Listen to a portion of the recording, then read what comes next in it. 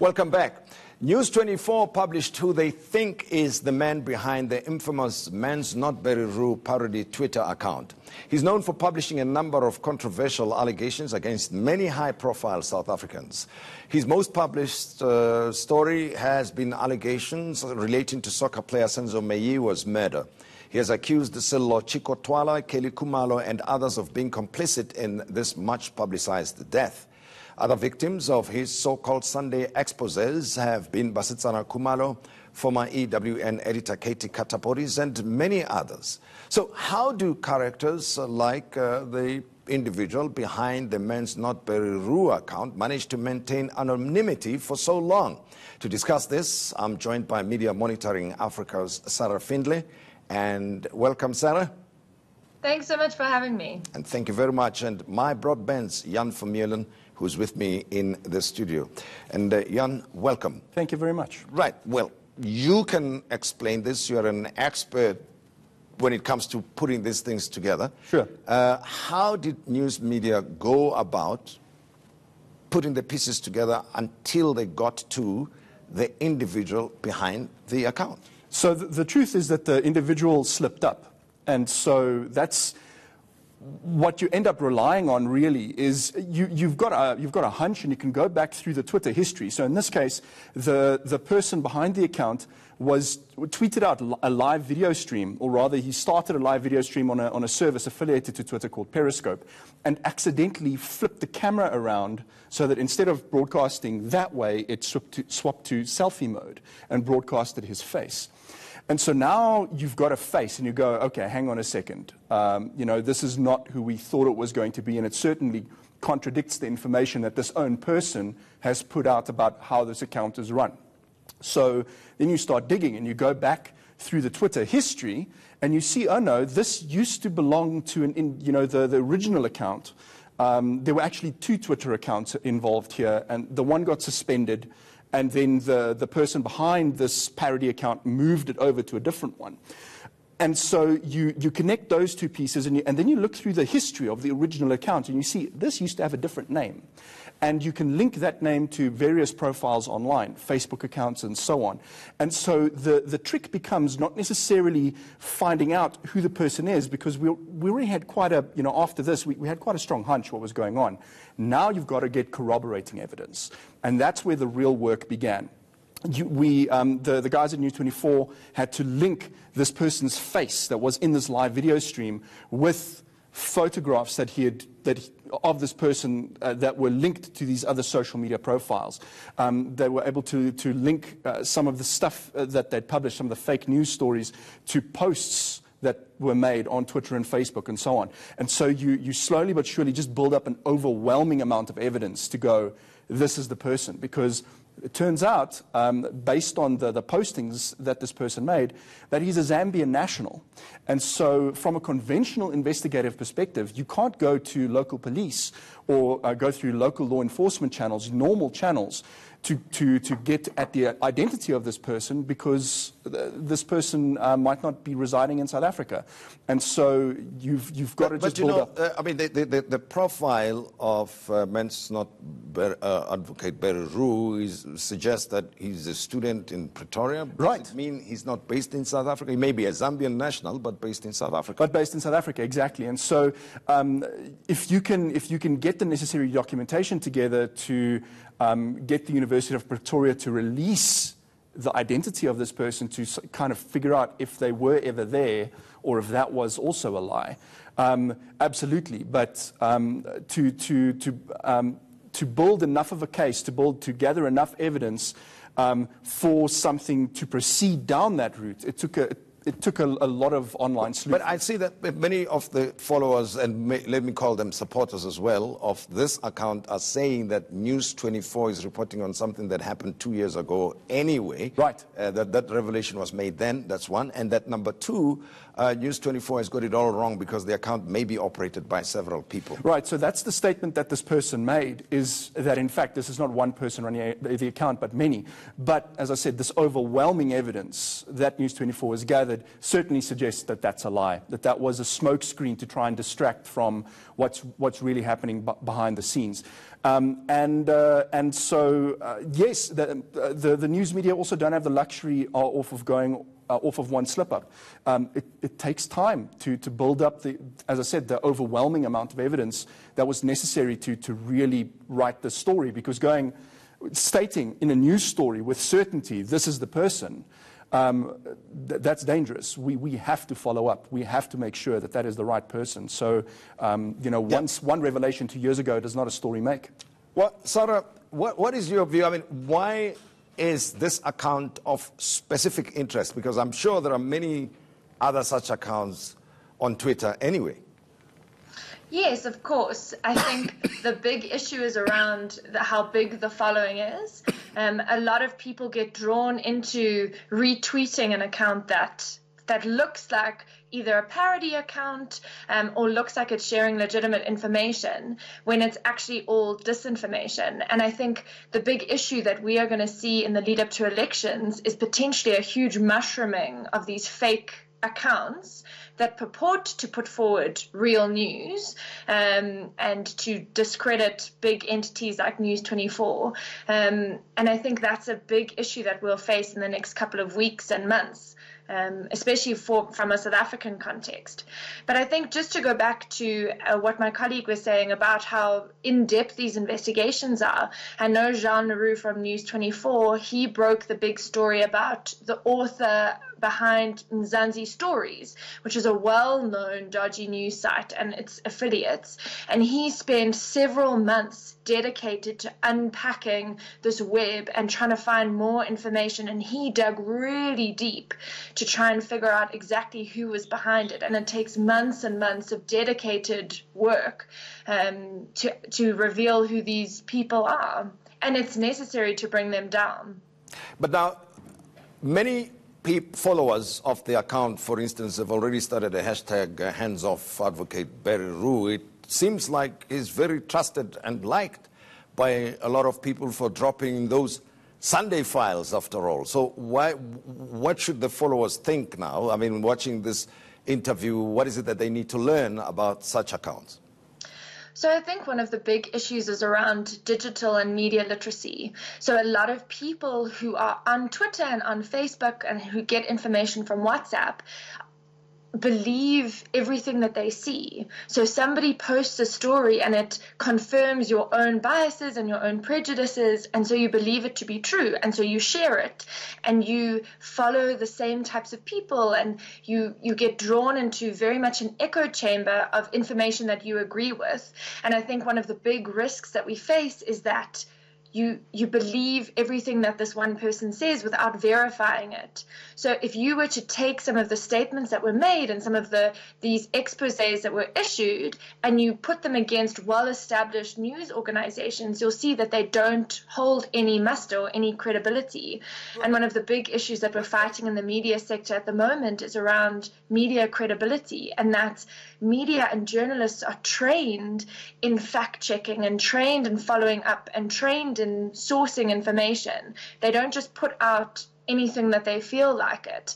And I think it's up to us as civil society and government and news organizations themselves to really invest in media and digital literacy initiatives so that we can train the public to be able to identify that this is actually dodgy or false information, and that you need to look at it against other types of information available. But Sarah, it appears that that account managed to build a reputation for itself to the extent that people suspect that it may be operated by intelligence, the members or a member of the intelligence community, because of some of the allegations that were made. They seem to be coming from some serious authority and were credible enough. And it is on that basis that they believe this account covers the news that the mainstream media is refusing to share with the public. I mean, there are a couple of stories that were posted there involving, for instance, municipalities in the Free State, for that matter. And I think that is another thing that makes people doubt the connection to Zambia, for instance, that somebody who's based in Zambia, how would that person know so much about the politics of a municipality in the Free State or in Limpopo? So I think the next step here, so now that this huge investigation is identified this person who's behind this account, I think the next thing would be to look at their following.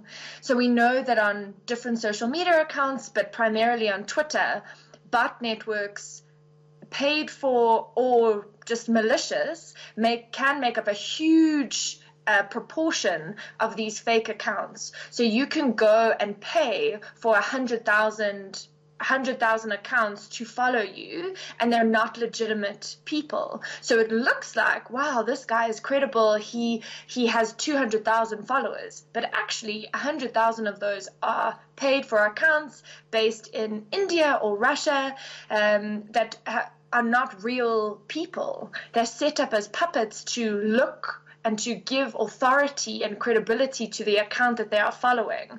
But they're actually just paid for, essentially like advertising, a form of advertising. You look like a credible entity because you have so many people following you. So my thing would be that they need to investigate those followers and see how many of them are actually real accounts and how many of them might be suspicious bot activity. Well, Jan, what is your view, I mean, regarding this question that I've just posed to Sarah? And I want to add one additional factor here, and that is some of the postings have been in South African languages anyway, and it is what persuades the followers to think that it cannot be a Zambian and that the News 24 have got it all wrong, because a Zambian would not be able to speak, let's say, 3-4 different diverse South African languages. But a Zambian might have 3-4 South African friends who can help him do that.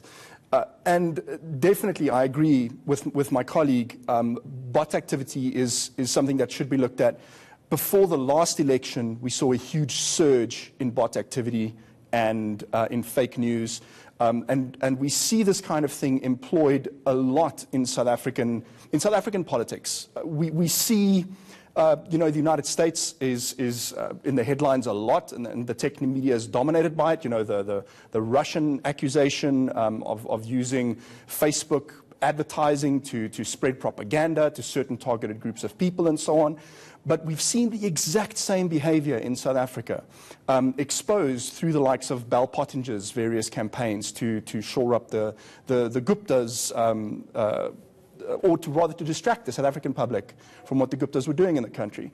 And that's the kind of thing that we need to get to the bottom of when it comes to these fake news accounts. And certainly, one thing I do want to add is if you're getting your news from someone who refuses to disclose their true identity, you need to ask yourself serious questions, because that person who is revealing this information has no accountability. Even at WikiLeaks, we knew who Julian Assange was.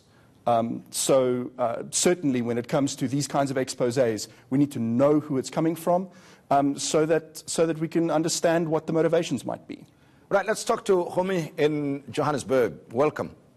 Hi, Tim. How are you? I'm good. Welcome. I'm cool. Yes, I would like to say, well, News 24 has gotten this wrong. I think they've gotten it wrong in the sense that, well, I follow the guy. I follow Men's Not Baru, and I think that I listen when I read his tweet, the guy speaks different South African languages, and his slang as well is more South African. So I don't think he can be Zambian. If he is, if it's what they say he is, maybe he has got South Africans tweeting on his behalf as well. Well, Jan? Yes, 100%. It could be any number of things. I don't think that necessarily the possibility of it being more than one person has been counted out.